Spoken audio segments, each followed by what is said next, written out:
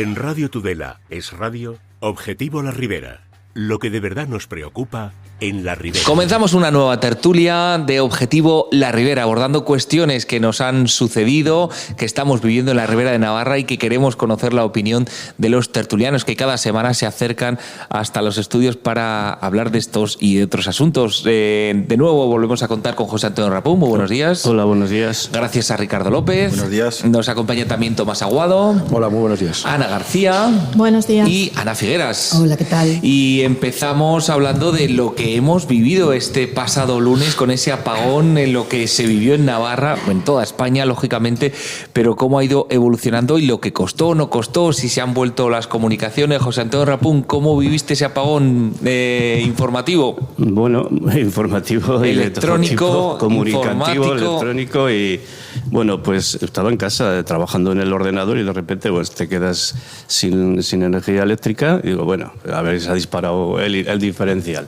Comprobé y estaba todo perfectamente, pues ya vendrá la luz, ¿no? Y que no venía, salí luego a hacer unos recados y me dice el vecino, ¿tienes luz? Digo, pues no. Dice, aquí tampoco, estábamos haciendo tal y no tenemos luz. Y dice, además es en toda España, porque hemos llamado a Pamplona y es en toda España. Digo, pues esto es más grave, ¿no? Que no en toda España no haya luz, algo extraño, algo raro está pasando. Y luego te enteras que sí, Portugal, etcétera, ¿no? Y más que nada, a medida que pasaban las horas y veías que aquello no venía y además anunciaban que era para de 6 a 10 horas que se tardaría en reponer el servicio eléctrico, pues bueno, pues vas tomando ciertas precauciones, porque si todo el mundo fuimos a por pilas.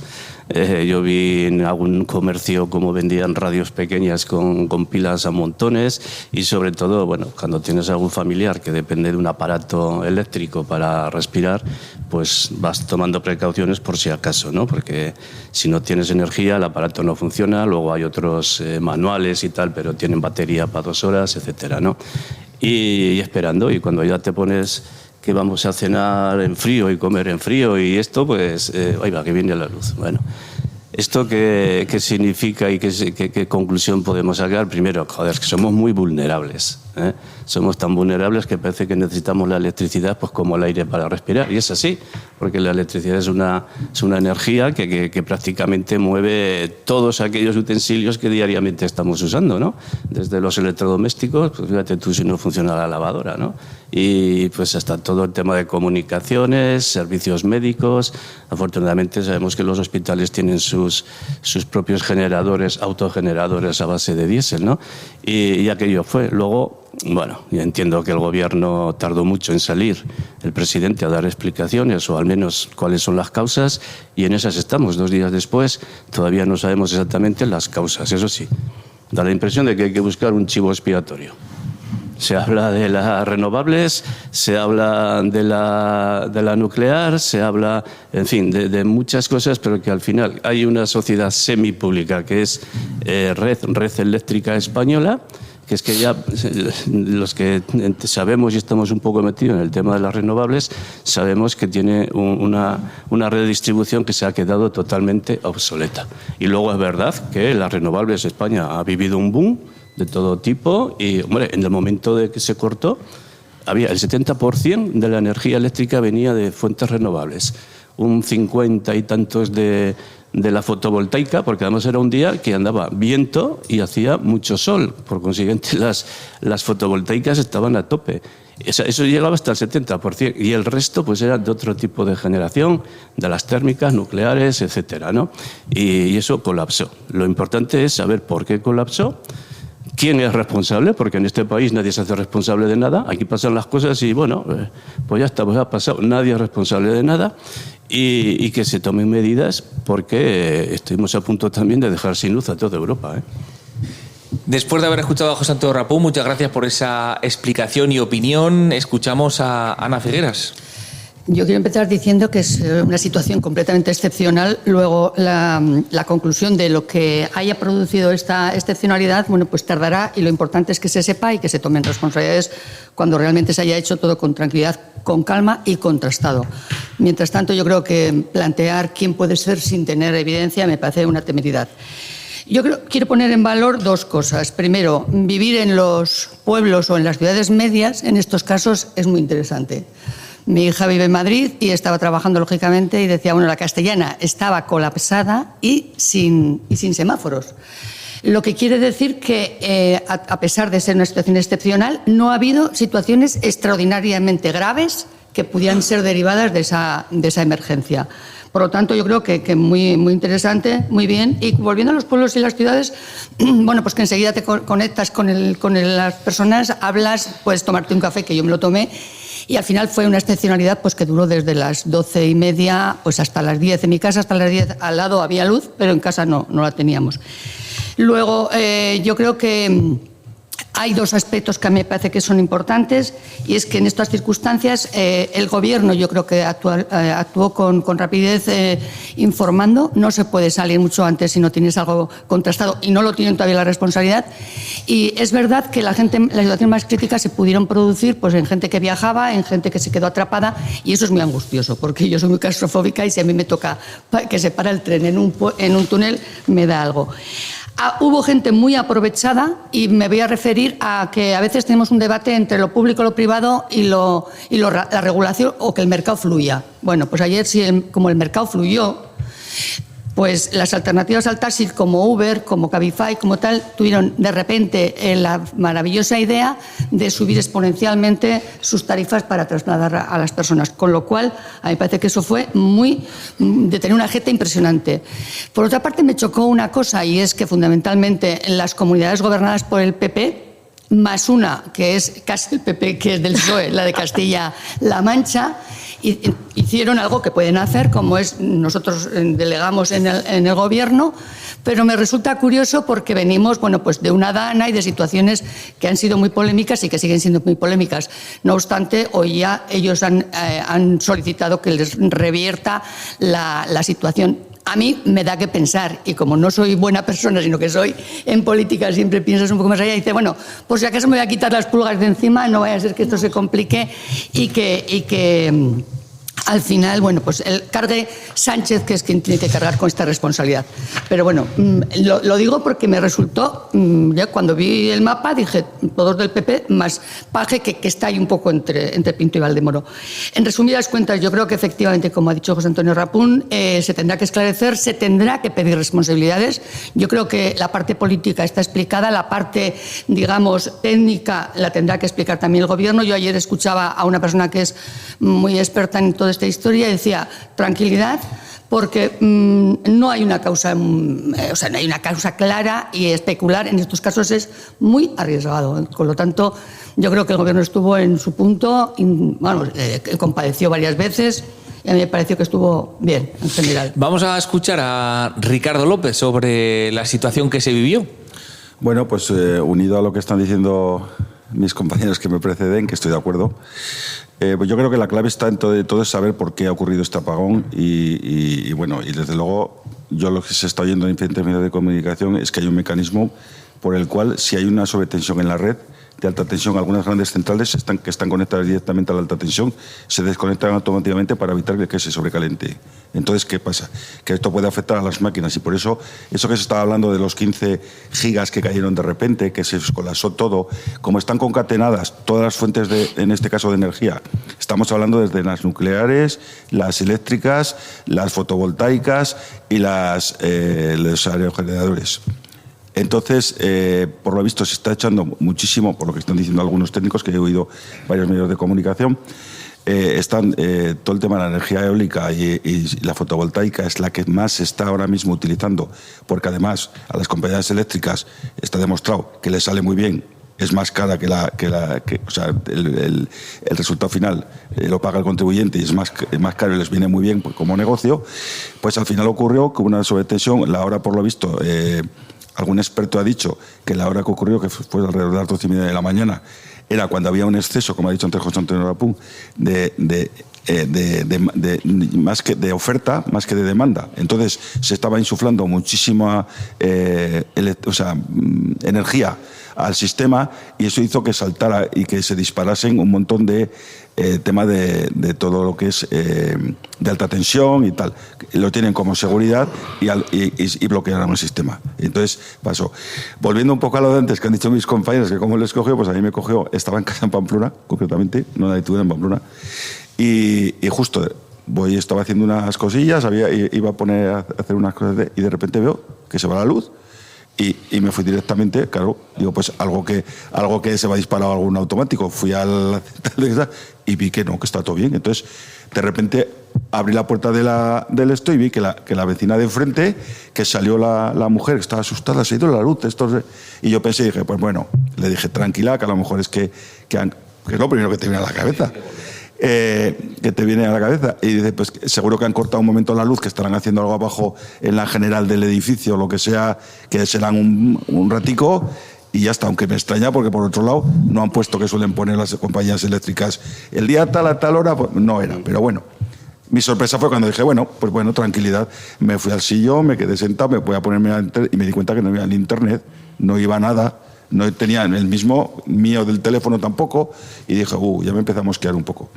Entonces fui a enviar a la mujer un WhatsApp y tal, y también me dije, ¿qué pasa aquí? Entonces cuando dije, aquí algo pasa. Y entonces ya me bajé a la calle, vi que ya se había el supermercado también cerrado, no sé qué, y entonces, hombre, fue una situación bastante... Bajaste por las escaleras. Sí.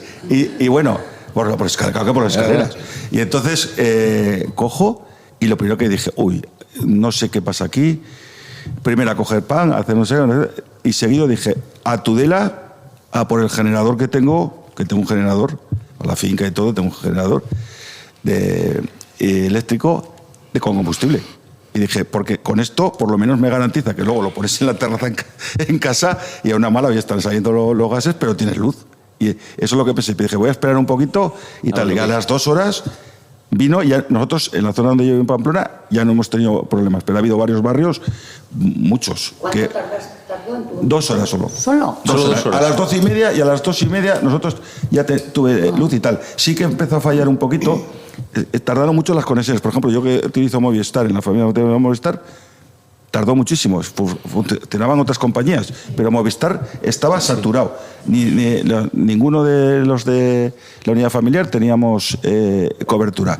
Y es lo que más tardó eso. Y ya a partir de las 4 por ahí ya funcionó lo que es el teléfono.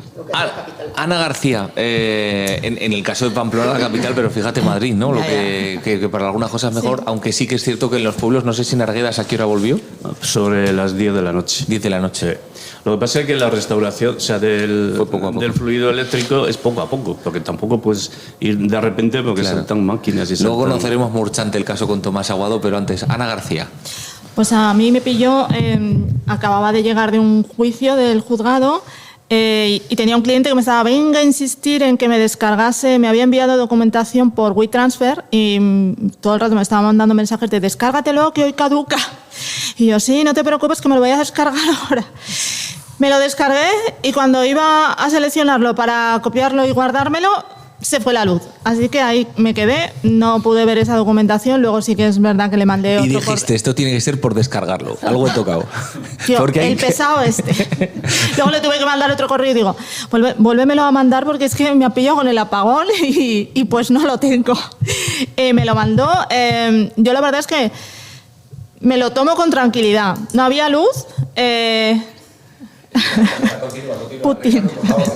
Que está enseñando memes ya y esto se va de mal. Eso, que yo me lo tomé con tranquilidad y dije, bueno, pues ya volverá. Así que me fui de la oficina porque yo no podía hacer nada. Entonces y dada la hora que era, esperé un poco, pero luego me fui. Luego, andando por la calle, sí que me acuerdo que me paré en la farmacia que suelo ir, por ejemplo, y allí estaban y decían, pues nosotros no podemos irnos porque como la puerta es eléctrica, digo, pues ya os veo ahí como cuando éramos pequeños sentados con la silla en el banco y con un bocadillo de sardinas, porque como tampoco se puede cocinar por la hora que era, porque la gente es verdad que paraba por la calle y iban diciendo, pues y ahora cómo cocinamos, qué hacemos de comer. Bueno, y en mi casa sí que volvió antes, volvió a las 6, ya sí que teníamos luz. Lo que no funcionaba muy bien, como ha dicho Ricardo, es, yo también tengo, Movistar o 2 tengo yo. No funcionaba muy bien internet. Y no sé si hasta hoy o ayer a última hora o así de la tarde ya empezó a funcionar bien Internet. Coincides con Rapun, ¿no? En el tema de la vulnerabilidad, que estamos todos tan dependientes, ¿no? Sí, pues ahí te das cuenta que dices, sí, mucha tecnología y muchas modernidades y todo, pero te quitan, por ejemplo, la luz, porque en mi casa no solo fue la luz, es que el agua, tampoco había agua, porque claro, el agua la subes con motores, con una bomba. Es verdad que en algunas calles en Tudela, luego hablando con amigos, sí que tenían agua, pero en mi casa se cortó el agua. O sea, es que te influye en un montón de cosas el hecho de no tener electricidad. Luego, en general, cuando se critica, bueno, si hablamos un poco en lo general, se critica al gobierno, yo creo que, bueno, que hizo la comparecencia, pues a mí no me pareció ni tarde, ni pronto, ni pues cuando la tenía que hacer y ya está. Yo creo que todo el mundo estaba informados porque la radio funcionaba, tú te podías conectar a la radio y bueno, en ese momento yo creo que lo importante era saber que no había colapsos y no estaba pasando nada. Las causas, pues yo creo que eso no te afecta que te la digan 2 horas... a las 2 horas de estar sin luz, que te digan las causas. Ya, pues eso da igual. A mí lo que me importa es si se estaba restableciendo, ya te estaban diciendo que entre 6 y 10 horas íbamos a tener luz y es lo que pasó. Entonces, a mí eso me parece que estuvo correcto. Luego, nos alarmamos mucho, pero la verdad es que han estado explicando que esto es algo que ha pasado también en otros países. O sea, hace poco, no sé si en el 2024, en Croacia y en los Balcanes se quedaron sin luz todo el país. A Alemania le pasó también en el año 2006. En los años 70, 77 o 78 le pasó a la ciudad de Nueva York, que ahí sí que fue un desastre de pillaje y de un montón de cosas. Creo que nosotros ahora somos más civilizados. Yo creo que no, salvo las grandes ciudades que ha habido atascos y que te hayan pillado en ascensores o en trenes, yo creo que más o menos hemos sido civilizados. Luego yo las causas, cuando el presidente del gobierno dijo también que iba a pedir responsabilidad también a las empresas privadas, pues no nos olvidemos que es que la electricidad, con esto de la privatización que hicimos hace bastantes años, es que está en manos de empresas privadas y la red eléctrica de España es semipública, porque solamente tiene el 20%. Entonces, a mí me parece totalmente lógico que a las empresas eléctricas se les pida responsabilidades para ver lo que ha pasado, porque esto no ha sido gratis. O sea, al Estado, o sea, a todos nosotros nos ha costado movilizar a la UME, a la Cruz Roja, a más policías que estarían de vacaciones o no era su turno y los has puesto a trabajar. Todo eso ha costado dinero que tienes que... Más luego habrá gente seguros en las empresas, todo eso. Entonces entiendo que las eléctricas tienen que dar bastantes explicaciones. No sé si el gobierno lo va a conseguir, pero bueno, a mí me llama la atención que incluso la Audiencia Nacional haya abierto un expediente para ver qué ha pasado, aunque yo creo que no sé si lo está enfocando muy bien porque está intentando ver si ha habido algún ciberataque o algo y le está pidiendo en 10 días un informe al gobierno, ya no sé... Cuando a lo mejor el tiro debería ser un poco a las eléctricas y no en 10 días, porque la Comisión Europea ya nos ha dicho que le ha dicho a España que tiene un plazo de 6 meses pues para ver qué es lo que ha pasado. Es que en 10 días es que es una red eléctrica que cubre un montón de territorio, que llega a un montón de sitios y tú no puedes analizar en 10 días, saber qué ha sido, quién ha quitado el enchufe. Es que yo creo que habrá factores que han influido. Y otra cosa, ya por terminar, que yo sí me estoy alargando mucho, apuntan también a que, bueno, por una parte Europa se benefició, que no le llegó el problema porque ya Francia ahí se cortó y nos quedamos ahí como una isla, que nos dicen una isla eléctrica, pero también apuntan que a lo mejor Europa se debería replantear que cuando hay un exceso de demasiada oferta de electricidad, que efectivamente se pueda ir pues hacia el norte, hacia Francia, hacia otros países, y entonces a lo mejor no tienes ese problema en el país que a lo mejor tiene una saturación de oferta. Gracias, Ana García. Tomás Aguado, ¿cómo lo viviste? Sí, bueno, pues igual que todos los compañeros que han hablado antes que yo, de la misma manera, en Murchante también se nos fue a las 12:30 y la recuperamos sobre las 10 de la noche. O sea, se cumplió el plazo que estaba dando el gobierno en que iba a estar entre 6 y 10 horas. Yo lo quiero esto analizar en 2 puntos de vista, ¿no? En qué es lo que ocurrió y qué es lo que sentí. Pues efectivamente me pasó. Digo, ahora se me ha ido la luz. No se había ido la luz. Salgo fuera y se le habían ido a todos los vecinos. No se le había ido a Murchante la luz, se le había ido a toda Navarra, no a toda España. O sea, es un problema generalizado. Y yo ya tengo una táctica desde hace tiempo de donde cuando no puedo solucionar un problema, ¿por qué me voy a preocupar? Saqué un libro y dije, bueno, pues le di un buen meneo en todo el día al libro porque no tenía otra cosa. Pero ¿por qué me iba a preocupar cuando me estaban diciendo que no? Es que aquí estamos jugando ahora y ahora es cuando pasa al otro plano. Antes de eso decir que es verdad lo que habéis dicho de la vulnerabilidad. Es que no nos damos cuenta de que no somos nada. Sin la televisión, sin internet, no somos nada. Y yo me retrotraí al COVID, a estar encerrado en casa, paseando por el pasillo con el libro, luego me salía al sol un rato, luego no sé qué. Esto, hemos vuelto otra vez a lo del COVID. A partir de ahí es cuando ya al día siguiente se recupera un poco toda la normalidad y es cuando empiezas a ver la televisión. Y ahí es donde todo se estropea. O sea, has visto que los ciudadanos han estado tirados 24 horas en aeropuertos y en estaciones y no ha pasado nada. Relativamente nada. Como decía Ana, pues es un problema el que tú te pillen 5 horas en una estación o en un túnel y eso acarrea un problema. Pero la gente lo ha afrontado con más serenidad que quien lo debería hacer. Por ejemplo, hay gente que sorprendentemente pide la alerta número 3 y a las 2 horas está pidiendo la solución. Cuando has pedido la alerta número 3 es porque tú no lo podías solucionar. Pero es que a las 2 horas sales al micrófono y dices, ¿esto cuándo se va a solucionar? Y no te digo nada ya, otro señor donde dice a las 3 horas que ya tendría que haber una explicación de por qué se ha ido la luz y él todavía no nos ha enseñado una factura de un restaurante, 6 meses después. Entonces, a mí todo esto me parece un disparate. Y que todo Estás hablando de la señora Ayuso y del señor Mazón. Y del señor Feijóo. Ah, del señor Feijóo. El señor Feijóo es el que dijo a las 3 horas que... Entonces, escucha, todo el mundo ha opinado. Pero vamos a dejar a los técnicos. Yo he oído a técnicos donde decir que esto, antes de 2 meses, no se va a poner una solución. Y deja que investigue. ¿Ya se ha abierto una comisión de investigación? En otros sitios no se ha abierto ninguna. Es que no te dejan ni preguntar en sus parlamentos. Confiáis en las comisiones, ¿no? Por lo que veo. No, yo no confío en nada. No, Paul, no. Yo no confío en las comisiones. Pero que si se ha abierto una comisión de investigación y ayer ya se han reunido con las eléctricas, se ha reunido con todo el mundo, creo que quieren buscar una explicación. Lo que pasa es que la explicación habrá que darla efectivamente cuando se tenga. No se puede salir a decir tonterías. Es cuando haya certezas y la verdad es que la gente lo que necesitamos son certezas. Se nos fue la luz, ha sido una desgracia. Luego tenemos la gran ventaja de los que estamos sentados en esta mesa de que vivimos en pueblos y no hemos sufrido ninguna catástrofe. Creo que 8 muertos en toda España. Creo que ha sido entre unas cosas, entre que las velas, entre cosas respiratorias y cuestiones así. Creo que está ahora mismo. Pero que seguramente eso viene añadido de que no estamos preparados para estas situaciones. Bueno, a mí me tocó en Madrid. Justamente quería contarlo también en un congreso a nivel nacional que había y tuvimos que asistir. Ya automáticamente a las 4 de la tarde ya nos estaban informando que no podíamos coger el tren de vuelta. Tuvimos que quedarnos una noche más, etcétera, etcétera. O sea, lo que se vio ayer en Atocha, la cantidad de personas... Bueno, yo sobre todo lo que eché de menos es la información. O sea, que si había 100 personas trabajando, por decir algo, ahí tenía que haber habido 500. Pero que no la había. Pero ¿informar de qué? De ayudarte para darte una solución.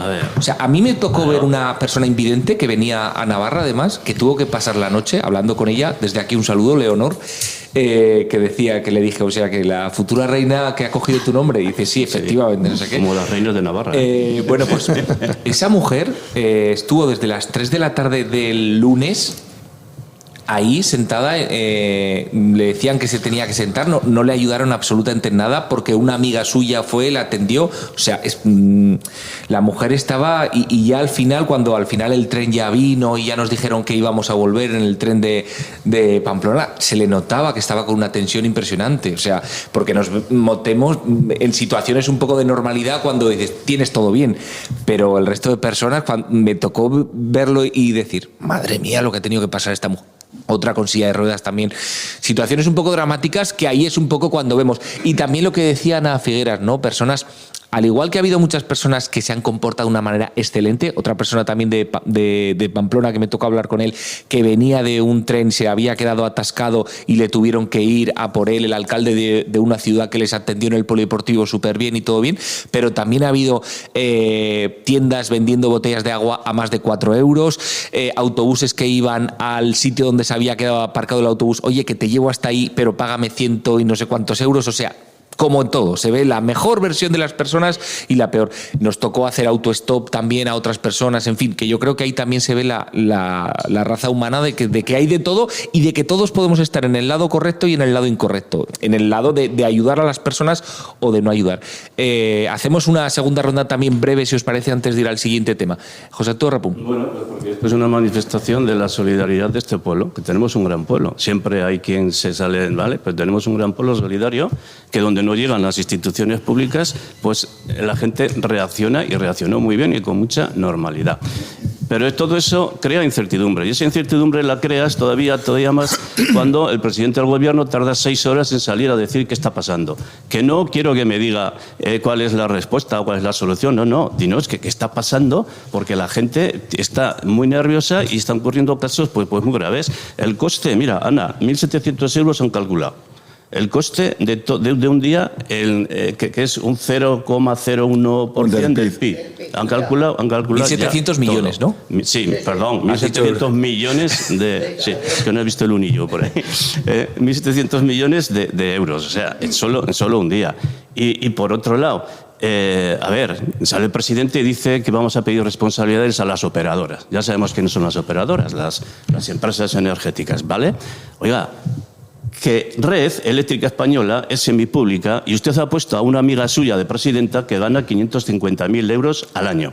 Y el año pasado es lo que cobró. Y esa señora no ha salido a dar la cara.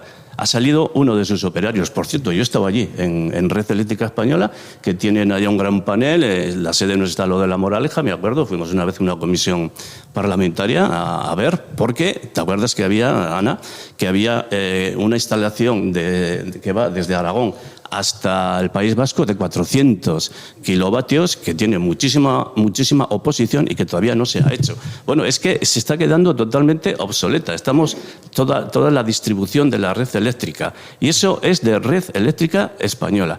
Y luego, ¿qué va a hacer la oposición si no pedir explicaciones? Pero es que no las pida solo ellos, que las estamos pidiendo todos los españoles y se tardará mucho. Y el tema es un tema muy, muy complejo. ¿Por qué Francia cortó?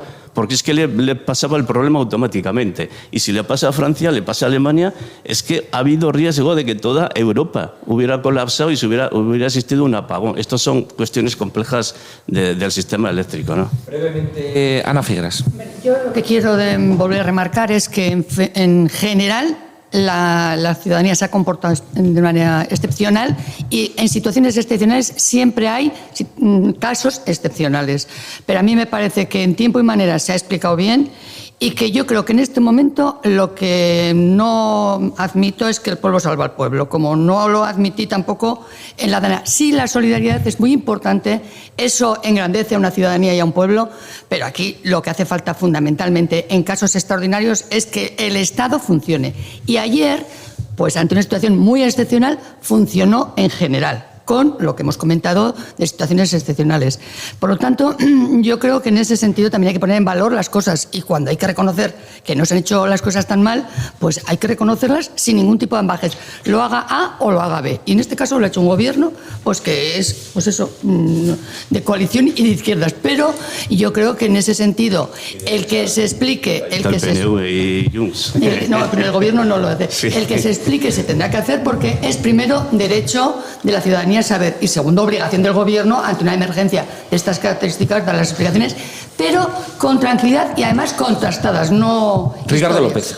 Bueno, pues unido a lo que ha dicho antes José Antonio del coste y las molestias a la ciudadanía y tal, lo que está claro es que aquí que nunca había ocurrido algo similar en España y que la posibilidad existía según un informe oficial a nivel europeo. Tengo aquí los datos. El informe era AA 2024 de European Research ADECI ASEMAN 24, realizado en la Red Europea de Gestores de Redes de Transporte de Electricidad, reconocía el posible riesgo de apagón en España debido a todo este exceso. Tenían el informe. Me acuerdo, y tengo aquí también la hemeroteca, en el 2022 el señor presidente del gobierno actual de este país salió a los medios de comunicación diciendo que era imposible que ocurriera esto, que lo tengo aquí, pues luego te lo voy a enseñar, o sea que no me lo estoy inventando, que era imposible que llegara a esto. Y lo que ha ocurrido, la realidad, la ha puesto ese sitio. Ana García. Pues enlazando con lo que dice Ricardo, vamos a ver, tenemos un informe que te están diciendo que puede ocurrir la electricidad privada 100%. Red Eléctrica de Navarra, Red Eléctrica Española, 80% también privada.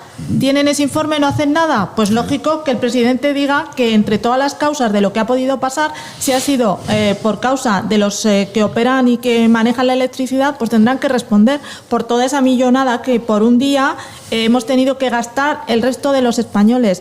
Unas eléctricas que se forran y que tienen unos lobbies y una capacidad de influir enorme, porque hemos intentado ponerle impuestos y no ha habido manera. O sea, demasiado valiente me parece el presidente con muchas de las empresas. Luego, Tomás. un segundo, solamente que no teníamos información. Yo a la 1 ya sabía más o menos lo que estaba pasando, porque se estaba informando a través de la radio. Entonces, ¿cuál es el problema?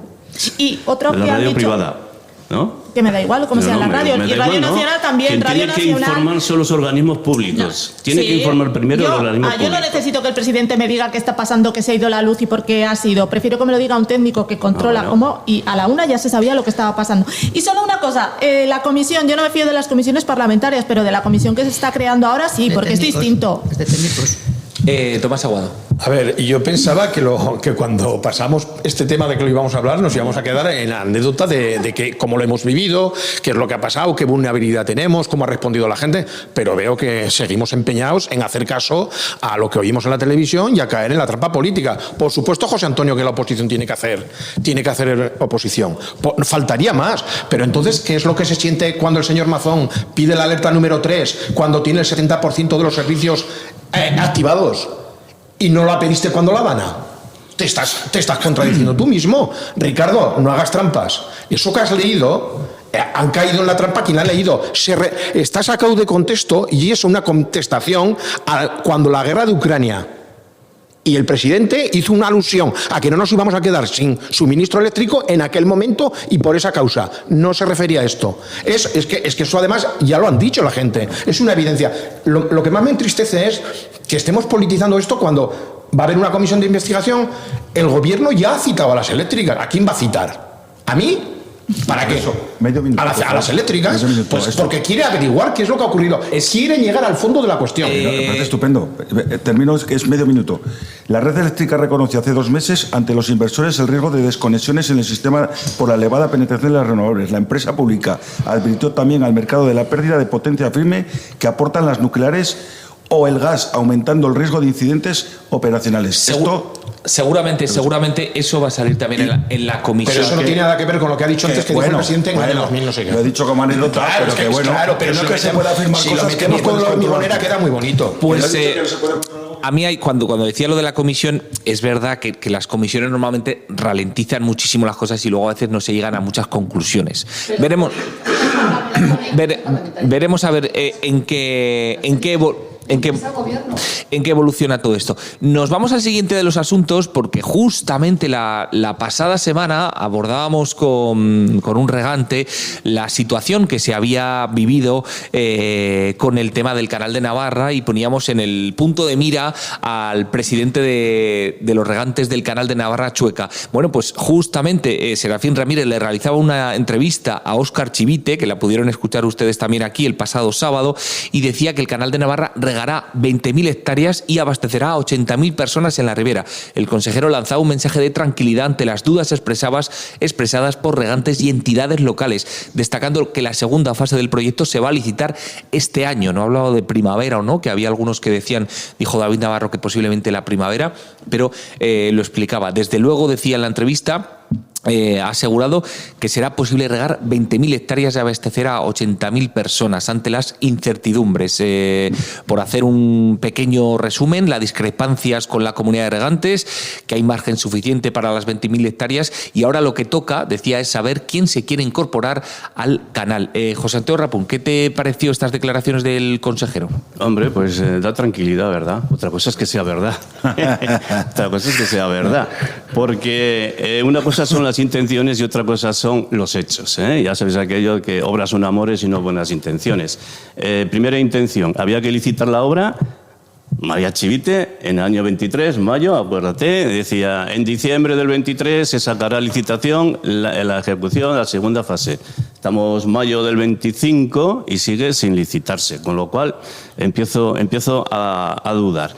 Y luego, las discrepancias con la Comunidad General de Regantes, hombre, conozco personalmente a Félix Choca, porque ya dije que en algún momento trabajó para nuestro ayuntamiento, y este es un hombre muy riguroso, muy profesional, es ingeniero agrícola, y lleva ya unos cuantos años de presidente de la Comunidad de Regantes. Yo no pondría muy en duda. Yo lo que haría sería investigar a ver si lo que dice tiene alguna certeza, y conoce el tema, no habla por hablar, eso lo puedo asegurar. Que el consejero Chivite diga que hay margen para las 20.000 hectáreas, pues ojalá sea verdad, que es que nos alegramos de que sea verdad, pero yo creo que estábamos hablando de 22.000, de 21.000 y pico a 22.000 hectáreas de agua de riego para la ribera. Ya estamos hablando solo de 20.000. Bueno, ahora le toca saber quién se incorpora al canal. Esto es otro problema, porque hay localidades que en el primer proyecto de hace ya 18 o 20 años no estaban, como las localidades que estaban en la zona de Boñar, Ribaforada, etcétera, a todos estos, porque no olvidemos que el canal acababa en Ablitas. Acababa, ya no sé si se va a continuar o no va a continuar. Y además puede haber localidades y particulares, porque esto al final es el particular propietario de la tierra quien tiene que pagar, poner su tierra en regadío, digo, su parcela, se le va a llevar el agua hasta el límite de su parcela, que eso está financiado públicamente. Pero meterlo dentro también tendrá algún tipo de subvención, imagino, pero eso es cuestión ya del particular. ¿Y qué pasa si el particular que hace 10 años pensaba poner su terreno en regadío, 10 años después dice, oye, que ¿para qué quiero yo ahora regadío? Que entonces yo tenía 40 y muchos años y ahora tengo 50 y pico años y no tengo continuidad. Esto se va a dar. Pues luego puede haber localidades también, y puede haber, como pasó en Lerín, y puede haber particulares que digan, oye, que esto para mí ya no es futuro, que estoy a punto de dejar la agricultura, ¿vale? Y puede haber otros que sigan solicitando, sé de localidades que no entraban en ese reparto inicial y que ahora están solicitando poner hectáreas en regadío. Y la financiación. Espera que los 200 millones que se ha pedido al Banco Europeo de Inversión todavía no han llegado, ni está firmado de que esto vaya a ser así. Es que hay muy buenas perspectivas de que sea. Y si no es, habrá que ir a buscar financiación corriendo a algún otro sitio. Y lo de la licitación es lo que no me creo, pues porque, como digo, se han pasado un montón un año y pico, un montón de meses y todavía no hay nada. Y ahora terminaba que los riberos también tienen que hacer el suyo. O sea, el gobierno está haciendo su trabajo, pues mucho ánimo, señores del gobierno, para que llegue el agua de una vez a la ribera, y los riberos pues tendrán que hacer su trabajo, pues bueno, en el sentido, yo no creo que vayamos a escatimar esfuerzo y trabajo porque el agua nos llegue. Inicio de Itoiz, que el agua llega a la ribera, 20 y tantos años después todavía no llega. Ana Figueras. En más pequeñas hay alcaldes que lo iban a solucionar de un plumazo y están, por ejemplo, pues más que el campo de fútbol de Tudela, que parece un circo romano, sigue estando ahí. O sea, quiero decirte que los partidos y los políticos a veces se llenan la boca de que van a hacer y lo solucionan de un plumazo, y no es verdad. Las cosas complejas no se solucionan nunca de un plumazo. Yo, dos cuestiones. La agricultura hay que considerarla como una industria próspera, una industria que es necesaria, porque si no, no comemos. Todavía no se ha inventado el que se produzcan las cosas más que a nivel muy concreto en laboratorio.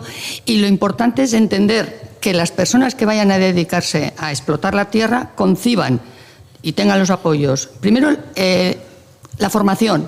Segundo, los apoyos necesarios. Y tercero, que los políticos de turno entiendan la importancia que tiene en una zona como la nuestra el desarrollo equilibrado de la agricultura. Lógicamente, para que sea rentable un espacio, en este caso concreto, no hablamos de una microempresa, sino que tenemos que hablar de empresas importantes donde se ayude a la concentración parcelaria, se explique la importancia de la concentración parcelaria, se añada además formación a los nuevos agricultores y al nuevo personal que se incorpore a trabajar la tierra, la importancia que tiene de que a tierra concentrada, mucho más eficiente el trabajo de la industria y de la maquinaria. A partir de ahí, a mí no me cabe ninguna duda de que una empresa de esta envergadura, como es el Canal de Navarra, lo mismo que es el tema del tren de alta velocidad, lo mismo que son todas este tipo de empresas que se plantean como infraestructuras necesarias, no salen nunca en el tiempo. Es imposible que salgan en el tiempo porque hay circunstancias totalmente fuera y extemporáneas que condicionan eso. Situaciones de crisis, situaciones de cambio político, situaciones del tipo que sea. Pero que va a llegar es evidente. Otra cosa es que cuando esto se plantea hace un montón de años que va a acabar en Ablitas, probablemente eso se pueda modificar y se deba modificar para que haya que se sume más gente. Yo vuelvo a insistir. El otro día David nos dio una explicación pormenorizada. Yo creo que fue muy honesto en la explicación, además con capacidad y sabiendo de lo que hablaba. Y a mí me parece que aquí los regantes se plantean de una manera un poco torticera esa confrontación que yo creo que no debe de existir. No debe de existir. Estamos hablando de que hoy los regantes, la comunidad ha empezado, pero mañana habrá otra comunidad de regantes en la ribera. Luego tendrán que trabajar obligatoriamente en conjunto. Y para acabar, yo creo que es importante la formación y la propuesta a las nuevas generaciones de que la agricultura se va a tecnificar mucho, la tecnología va a entrar, ya ha entrado en la agricultura, por lo tanto, la formación profesional por los institutos de Tudela tiene que ser una prioridad. Ricardo López. José Antonio Rapón, para mi punto de vista, ha dicho lo que más o menos iba a decir yo, estoy totalmente de acuerdo en lo que ha dicho. Lo último que ha dicho Ana, también estoy de acuerdo. En otras cosas de intermedias no. Iba a decir por qué. Mira, para mí llueve sobre mojado, nunca mejor dicho, y todo es una voluntad política. Este gobierno para mí no tiene ninguna credibilidad. Y es muy sencillo, porque hace 2 años, como ha dicho antes José Antonio, y además estaba yo en aquella reunión cuando lo hicieron la señora Chivitea, bombo y platillo, dijo que ya se licitaba, que no sé qué. Aquí estamos. Ahora viene su tío, el consejero, y automáticamente nos encontramos con que es la misma historia. Al final sale por otro lado el señor Chueca como de los regantes diciendo que no hay más que para 17.000 hectáreas, o sea, encima poniendo palos en las ruedas. Que luego sí que podrá ser un buen técnico y tal. Pero lo que está claro, que aquí están licitando, eran para 22.500 hectáreas, que son las que tiene que haber. En el programa anterior ya dijimos clarísimamente que había, creo que eran 4.000 metros cúbicos era lo que estaban realmente consumiendo cuando tenían una dotación de 6.400. Con esa agua que sobraba, estamos hablando de un 37%, se podría hacer extensivo. O sea, que no pongan palos. Si se quiere hacer, se hace. Es todo voluntad política. Que no vengan mareando la perdiz. Que no nos lleven en palabras. Manos a la obra. Manos a la obra. Pues después de haber escuchado a Ricardo López, tras las declaraciones que hizo el consejero Jimeno, Ana García. A ver, yo no entiendo muy bien la postura de José Antonio cuando dice que Chueca es un técnico y que sabe mucho, que sabe de lo que habla y que tiene razón. Porque si le hacemos caso a Chueca, no ha llegado suficiente para la ribera. Entonces, ¿para qué estamos...? Yo digo que habrá que ir a ver en qué basa su fundamento y su razonamiento, ¿no? Ahora, cuando claro, tú pues, vas a hacer una cosa y alguien te avisa de que ten cuidado que esto tal, digo, oye, pues explícamelo a ver si me convences. Y si yo te convenzo de lo contrario, pues mira, porque es que el papel aguanta todo tipo de número. Todo tipo de número. Luego la realidad es otra cosa. Bueno, pues ya tienes al consejero que te dice, nosotros también tenemos técnicos, lo hemos estudiado y el agua llega. Sí, pero habla de 20.000 hectáreas. Y te lo dice también la UAGN, porque nos lo estuvo explicando David Navarro, que es, digamos, alguien cercano y al que le interesa que el agua llegue y que quiere saber que hay agua, porque yo no creo que nadie, ningún agricultor diga, tráeme el canal, aunque sea vacío. No, quiere que me traigas el canal porque sabe que va a venir lleno de agua, si no, no tiene mucho sentido. Es una obra que está haciendo el Estado español y Navarra, y tiene que ser porque tiene agua, si no, no tendría mucho sentido. Y cuando el consejero dice que la ribera haga su trabajo, pues, hombre, me parece evidente, porque no nos olvidemos que esto es una gran infraestructura que luego depende de que la gente la quiere usar y que la quiera usar voluntariamente, porque no se le puede obligar a decir a la gente, no, es que tú ahora vas a regar de ahí y vas a pagar el canon de aquí, en lugar de regar de donde riegas, que a lo mejor es el canal imperial de Aragón. Entonces, los particulares, los agricultores se tienen que ir pronunciando que efectivamente luego van a hacer su trabajo en sus propios campos y van a querer ese agua. O también las administraciones, pues que hagan la concentración parcelaria correspondiente y que sean un poco ágiles haciendo para que luego sea más fácil y no pase lo que ha dicho también José Antonio, que pues un agricultor que se ha jubilado y que ahora no quiere el agua. Hombre, pero esa tierra irá a alguien, o si se hace la concentración parcelaria, pues a lo mejor ahora ya no le toca esa parcela, le toca otra, y ese es el trabajo que hay que hacer. Y otro problema que tiene el canal, que nos empeñamos siempre en que es político, pero es que le falta financiación. Y ahora parece que ya están consiguiendo la financiación a través del Banco Europeo de Inversiones, y eso es lo que le va a dar el impulso. Es que si no tenemos dinero, va a pasar como con la ampliación de la primera fase, que se amplió hacia Estella porque no había dinero hacia la ribera. Eso es lo que hay. Antes he dicho consejero Jimeno y es consejero Chivite, que me ha ayudado, sí. que me ha ayudado Tomás Aguado a la rectificación, la entrevista que se le habíamos realizado al consejero Chivite. Tomás Aguado. Es que Jimeno es amigo. A ver, este tema es peliagudo. Es que de este tema llevamos hablando mucho tiempo. Totalmente de acuerdo con lo que ha dicho Ana Figueras. Yo creo que una de las claves está ahí, en que es una industria con un proyecto muy grande para toda la zona de la ribera. Y esto no se puede afrontar como se está afrontando. Ya desde los tiempos de UPN ya se estaba hablando de todo esto. Y no sé cuántos años después seguimos hablando de lo mismo. Pero es que no seguimos hablando más que de confrontamientos. Ahora es el confrontamiento del consejero con Félix Chueca, del presidente de los regantes. Yo me fío siempre mucho de los técnicos. ¿Por qué? Porque hablan de datos. ¿Hay agua o no hay agua? Si esos son metros cúbicos. Si eso son habas contadas. Pero ¿dónde está la discrepancia? No salgan ustedes a la opinión pública a trasladarle una incertidumbre cuando de lo que tienen que hablarles es de certezas. ¿Y qué es lo que ocurre? No discutan, pónganse de acuerdo y hágase la obra. Efectivamente, este gobierno ya lleva lo suficientemente años, ya dejando fuera UPN, ya lleva lo suficientemente años con gobiernos de Barcos y un gobierno de Chivite, donde nos crea muchas dudas. Cada vez que se afronta este problema hay algún retraso por algo. Yo en el 2020 ya lo anuncié. Veremos cuándo se hace esto.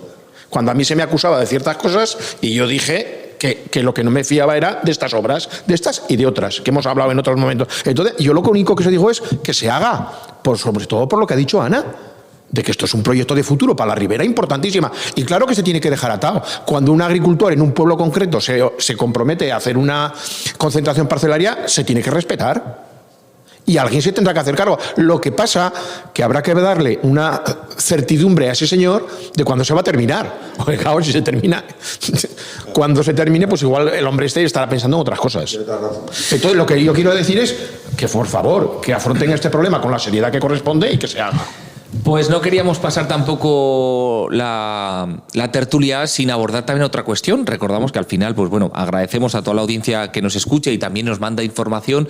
En el caso del Instituto del Keiles, alcaldes que se pusieron en contacto con nosotros por el tema de la posible educación, que todavía no se sabe nada, pues también lo que ha sucedido es que hace 2 tertulias vino el alcalde actual de Buñuel, Enrique Villafranca, a hablar del tema del presupuesto para la posible inversión que se va a hacer para hacer una rotonda, y daba por supuesto que el Ayuntamiento de Buñuel había aportado, cuando se hizo una variante, un dinero de las arcas municipales. Bueno, Santiago Mayayo, exalcalde de Buñuel, se ponía en contacto con la redacción de Radio Tudela Radio y nos decía que eso no era correcto. Y nos ha enviado una carta que hemos publicado en tudelahoy.com, y Santiago Mayayo desmentía al alcalde de Buñuel sobre el coste y ejecución de la variante.